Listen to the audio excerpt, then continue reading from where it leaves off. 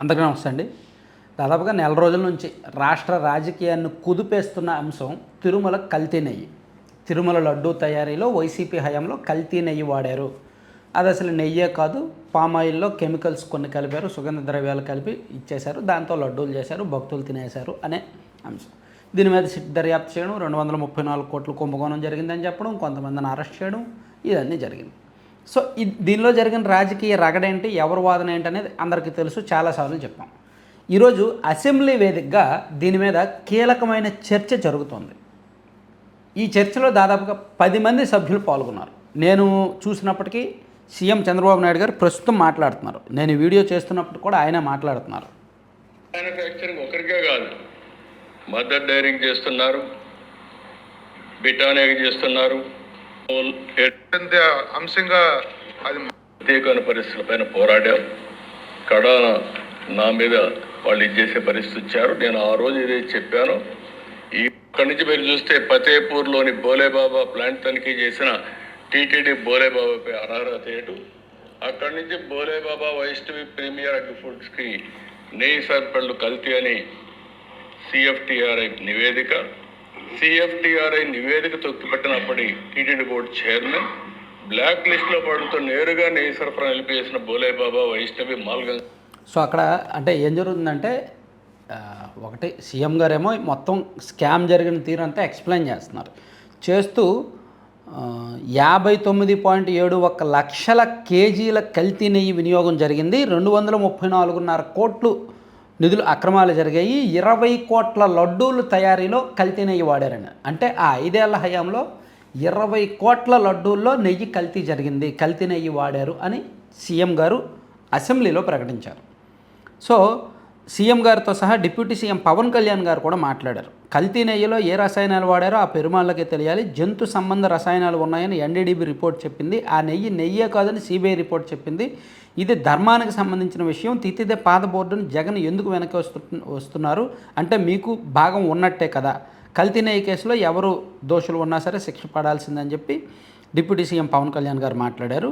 అలాగే ఆనం రామనారాయణ రెడ్డి గారు దేవాదాయ శాఖ మంత్రి, ఆయన 2014 నుంచి ఈ టెండర్ల ద్వారా అగ్మార్క్ స్పెషల్ ఆవు నెయ్యిని టీటీడీ సేకరిస్తోంది, కానీ వైసీపీ హయాంలో మాత్రం ఈ నిబంధనలన్నీ మార్చేసి వాళ్ళకి కావాల్సిన వాళ్ళకి అనుగుణంగా నిబంధనలు మార్చారు, టర్నోవర్ తగ్గించారు, పాల సేకరణ క్వాంటిటీ తగ్గించారు, పాలు సేకరించకపోయినా పర్వాలేదు అనేటట్టు పెట్టారు. దాంతో వాళ్ళకు అనుకూలమైన డైరీలు వచ్చాయి, వాళ్ళందరూ కూడా ఈ అవినీతి చేశారు. 5 నెలల వ్యవధిలోనే వాటిని సవరించారు. వైసీపీ హయాంలోకి వచ్చాక నిర్వహణ అనుభవాన్ని 3 ఏళ్ల నుంచి ఏడాదికి, వార్షిక టర్నోవర్ అవసరాన్ని, ఆవు పాల కొవ్వు ఉత్పత్తి ప్రమాణాలను తగ్గించారు. తద్వారా ఈ కుంభకోణానికి, ఈ కల్తీ నెయ్యి మహాభిసారానికి వైసీపీ వాళ్ళు తెరతీశారు అని ఆనం రామనారాయణ రెడ్డి గారు వివరించారు.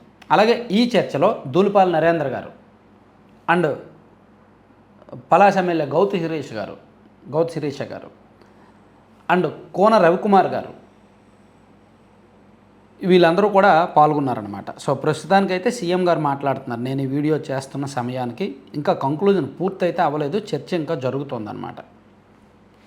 ఇక్కడ ఎంతైనా ఒకటి, ఇదే సభలో ఒకవేళ వాళ్ళు కూడా వైసీపీ వాళ్ళు ఉన్నారనుకోండి, వాళ్ళ వెర్షన్ వాళ్ళు చెప్పేవాళ్ళు. ఇక్కడ ఒకవైపు సభ్యులు మాత్రమే ఉన్నారు కాబట్టి, అంతా కూటమి వాళ్ళే ఉన్నారు కాబట్టి వాళ్ళ వెర్షన్ మాత్రమే వస్తుంది. వీళ్ళందరూ కూడా అదే చెప్తారు, ఇన్నాళ్ళు సిటీ ఏం చెప్పిందో అదే చెప్తారు, అండ్ చంద్రబాబు గారు మొదట్లో ఎన్డీడీబీ రిపోర్ట్ చూసి ఏం చెప్తారో అదే చెప్తారు. కాబట్టి కొంచెం సిస్టమేటిక్గా, కొంచెం జాగ్రత్తగా విత్ డాక్యుమెంటల్ ఎవిడెన్స్తో చెప్తారనమాట. సో అది అసెంబ్లీలో ప్రస్తుతానికి కల్తీ నెయ్యి మీద చర్చ జరుగుతోంది. ఉదయం 10:30కు మొదలైంది. నేను ఈ వీడియో చేస్తున్నదేమో 1:02 అయింది.